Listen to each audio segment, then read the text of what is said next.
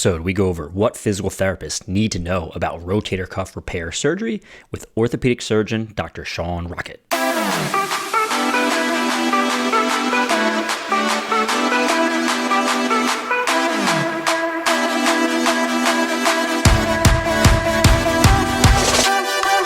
Welcome to the Fitness Pain-Free Show, where I help physical therapists learn how to get their clients out of pain and back to training in the gym. My name is Dan Pope, and I'll be your instructor. I'm a physical therapist, coach, and fellow meathead. I love training just as much as you do and want to help you get all of your patients out of pain and back to the gym where they belong. So first and foremost, thank you so much for your support. You allow me to do what I love for a living. My name is Dan Pope. I'm a physical therapist, coach, personal trainer, and meathead. I love fitness. I love lifting weights. This is the Fitness Pain-Free Show where we help coaches and physical therapists like you get your patients out of pain and back to training. If you are watching this on YouTube, please hit that like button, comment, and subscribe to the channel. If you're listening to the podcast, please give a 5-star review. It's much appreciated.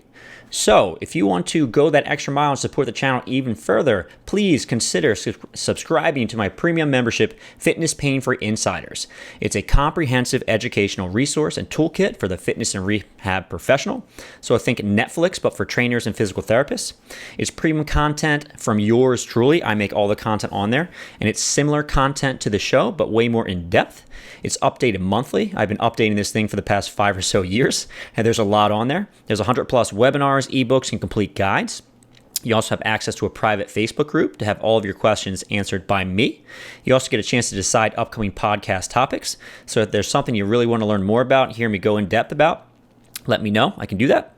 And you can get started for just $1 for a week-long trial. And after that, it's a recurring membership of $9.99. All right. You can cancel anytime. All right. I won't be upset if you do. And if you want to get started, all you need to do is head to fitnesspainfree.com, click on the programs link, and then click on the Fitness Pain-Free Insiders online library and get started.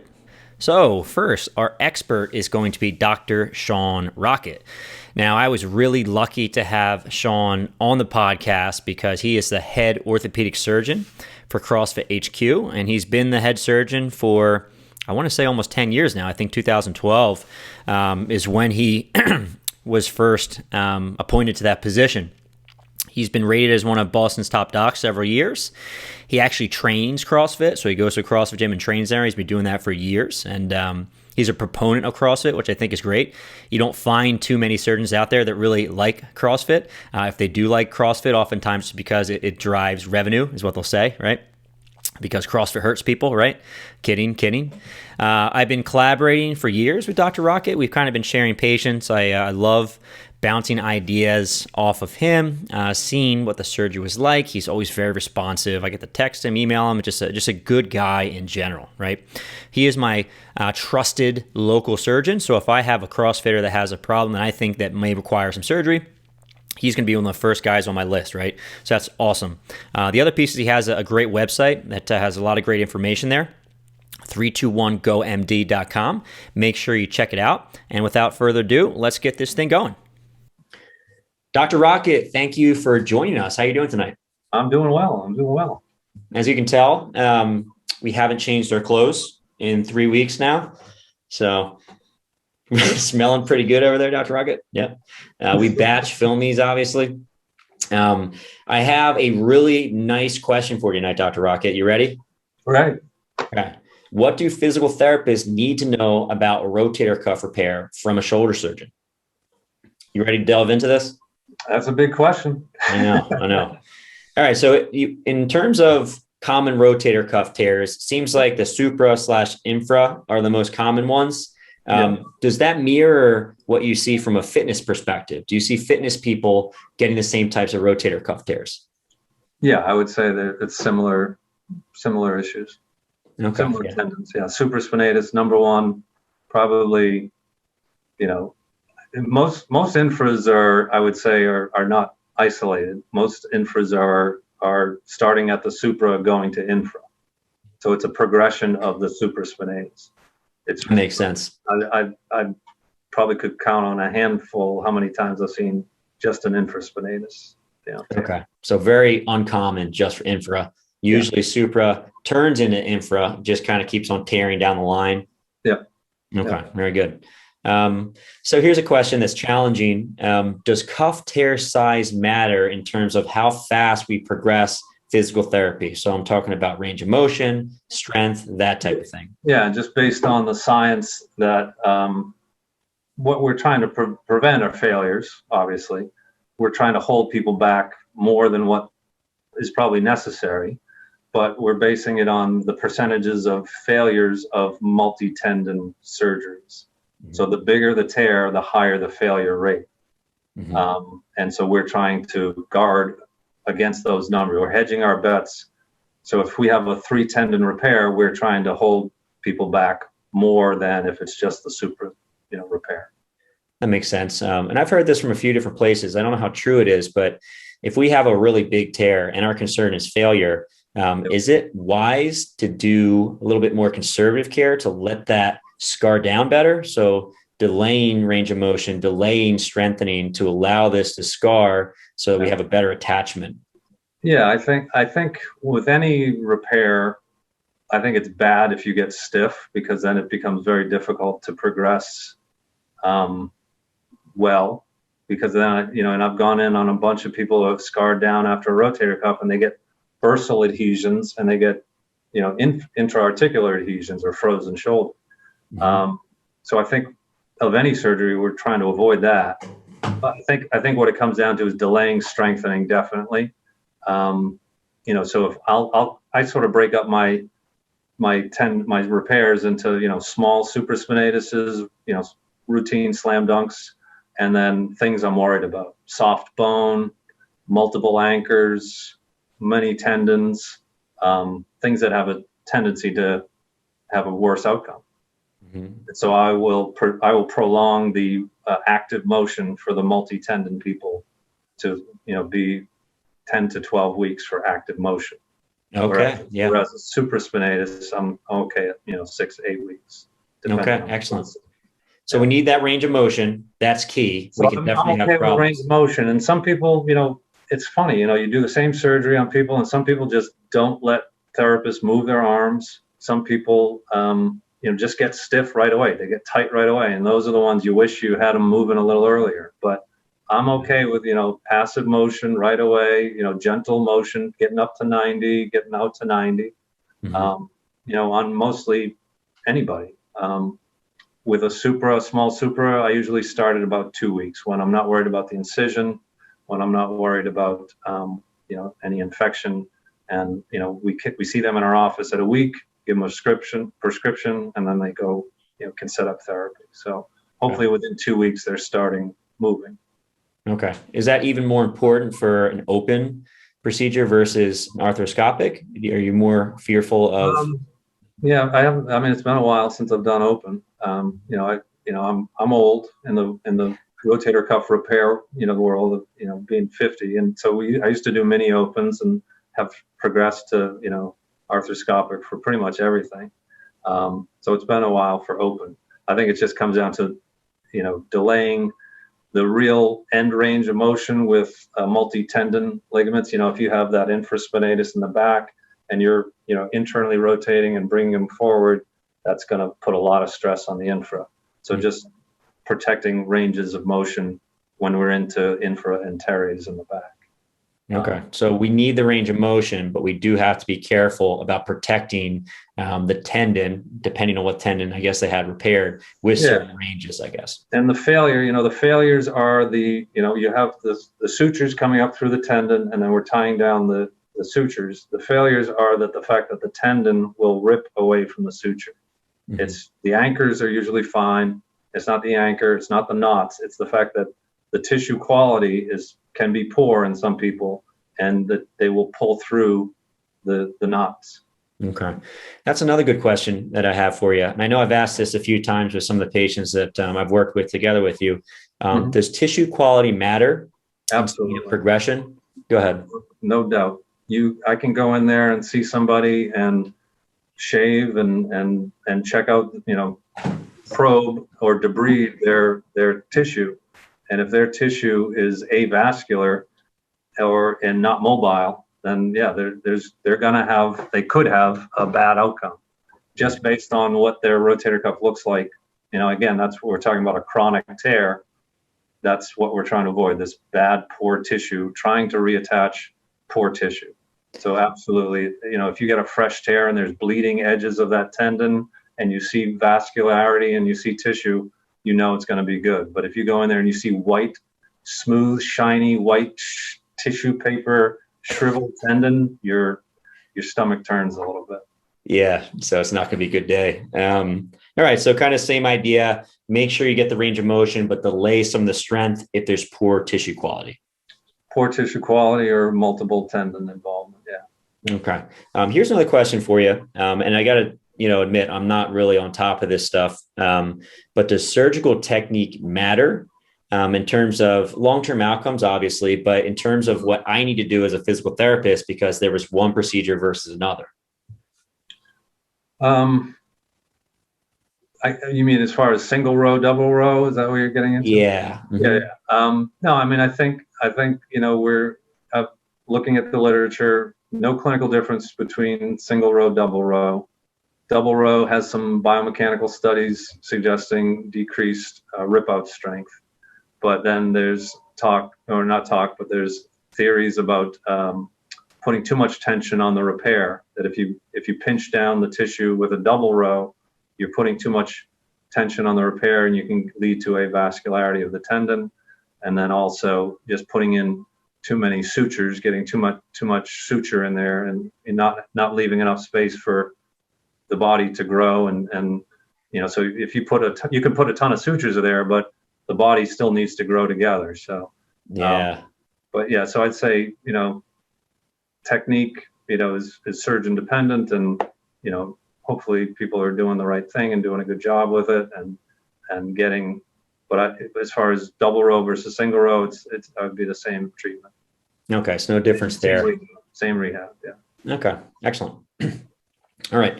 The next question I have for you is that how should rehab change based on the tendon that's repaired? Obviously, it said there's more supra into infra, but how about if the subscap is involved versus just the traditional supra infra? And does that change? Yeah. So if subscap's involved, we're putting tension, we're pulling here. So I'm gonna resist external rotation for 6 weeks beyond neutral or 20. I'm gonna protect that. I'm gonna protect abducting way up. So I'm for your readers or your listeners on the podcast, I'm abducting my arm. I'm bringing my arm way up. So for a supra is under tension with a ton of abduction. So I'm going to delay that. Whereas that was a subscap. So for supra, I'm okay getting it up and getting it up higher, and with some rotation, and obviously just avoiding way back internal rotation. That's going to put tension on the supra. And then with infra, just being careful, pulling across body. And so I'd say that's the big difference with subscap for me. Okay, very good. So basically, depending on the tendon that you repair, you're restricting range of motion earlier on.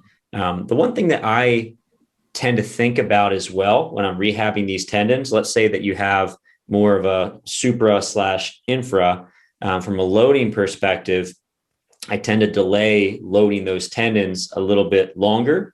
And then from an exercise perspective, usually the top and back of the cuff, so that supra and infra are more active with pressing exercises. So overhead press and like a horizontal press. So I tend to delay those a bit longer than I do, let's say, a rowing exercise, just because I know that we're probably putting more stress on those tendons. Do you kind of agree with that idea? Do you think that you have to dose the strength based on the type of tear? What are your thoughts there? Yeah, that's an interesting point. I think there's co-contractions that take place. I think, that it's not, I don't think you can isolate, strictly one exercise. It's not going to do the supra, if you're rowing, is the supra going to be involved? I am a firm believer in once we, going slow early, getting full range of motion, absolute full range of motion, going slow with resistance. And then once we get to 2 months, 3 months, we're good. Like if I can get through 2 to 3 months without the patient coming in, having a clicking, having a grinding, having a catching, and pain, hopefully the pain is diminishing. It takes 3 months for that tendon to grow to bone and be fairly solid. And that's the science behind it. No one's going to speed that up. But once we can get through 2 or 3 months without anything bad happening, any new therapy kind of things going on, I'm okay. Yeah. And yeah, I don't mind going slow early on and going through gentle range of motion, but and it's, I hate if they're frozen and I hate if they're ripped. It's like where we got to find somewhere in between, and that's the skill of a good therapist, is when they know when can someone be pushed a little bit, what body part or what thing was repaired, and what can I move safely and what can I move not safely, and that's the tough part. That's the tricky part. Okay. Yeah. So I guess the big thing is that we're trying to protect this from a strength perspective until we're getting to that 3-month mark where we now have a secure attachment and we can start to ramp up some. On the fire hose. Yeah. Okay. Excellent. And once we get to 3 months, let's go. Excellent. And then, I think I have time for one more question here for you. Back to the other one. Obviously, I'd rather have a stiff, tight shoulder. So I'd rather be more cautious and go for stretching than an aggressive range of motion that's ripped. So that's, if somebody comes back stiff, I'm okay with it. But if somebody comes back ripped, that's, not great. Rather not. And that actually sounds good to me, because I see a tremendous variation in how fast cuff patients get the range of motion back. Yeah. I'll see someone who has their cuff repaired and their range of motion, it seems like they almost didn't have a surgery. And then I'll get someone else that's incredibly, incredibly stiff that had what seems like a similar procedure, Yeah, no, it's weird. You do the same procedure and, same therapist, and it's just patient type, whether they have their fibroblasts are more active and more hyper than somebody else's fibroblasts, and they're scarring quicker. And yeah, it's weird. Yeah, I agree. There's some people that at 2 weeks, they're like, oh, look what I can do. And I'm like, oh, shit. Yeah. But they turn out fine. They turn out great. So that's funny. It's weird. So the last one is concomitant pathology. Basically, if someone has another procedure with their cuff repair, so like a tenodesis, lap, Mumford, how does this affect the rehab? Tenodesis, it's pretty much the same, I would say. Just the thing I would avoid would be like a straight armed movement. I'd probably keep the elbow.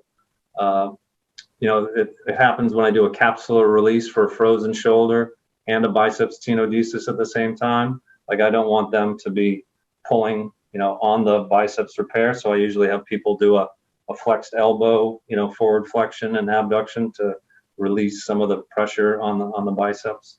But yeah, if somebody has a biceps tenodesis along with a rotator cuff repair, it's, I would say, pretty similar as far as protection and, obviously no biceps curl resistance. And if you talk to surgeons, some people let them fly and let them go do resistance early. Just makes sense to me why we don't push the envelope, give them 6 weeks of scarring, and then you can, start to strengthen the biceps. So, but I know some surgeons will say, oh, I'll let them flex and let them move, or not move, but let them do resistance even before 6 weeks. So, but I usually think, if we're going through the whole surgery, you might as well protect it for 6 weeks and then start resistance on the biceps if you're doing a tenodesis. Yeah. Sure. For distal clavicle, no, I would say no difference. Slap repair, similar to tenodesis. Okay. And imagine if you have some labral pathology. So if it's anterior, maybe you're restricting range of motion, like external rotation, horizontal abduction, posterior, maybe the opposite, internal rotation, adduction type things. Yeah. Straight bankart, obviously I usually say I want to see this by about 10 weeks, get there however you want to get there, but by 10 weeks, I want you here. Obviously, and I think just people can't get to that point really even before 4 to 6 weeks. I think it just hurts too much. Yeah. Sometimes the pain is good, huh? Yeah, no, there's some nerve endings are good sometimes. Yeah. Yeah, good. Okay, that's all the questions I have here, Dr. Rockett. I really appreciate your time. Yeah, no problem. It was good. It's good. Yeah. Hope to have you back sometime. Let's do it. Okay. And that's it, guys. Thank you so much for joining us. Here's what I want you to do next. If you want to learn more about how to get your patients out of pain and back in the gym where they belong, I'm going to show you exactly how to do this. I've created an entire mini course on this. It's completely free. I have the link in the bio/show notes, so go ahead and click that link and get started. Thanks again, guys.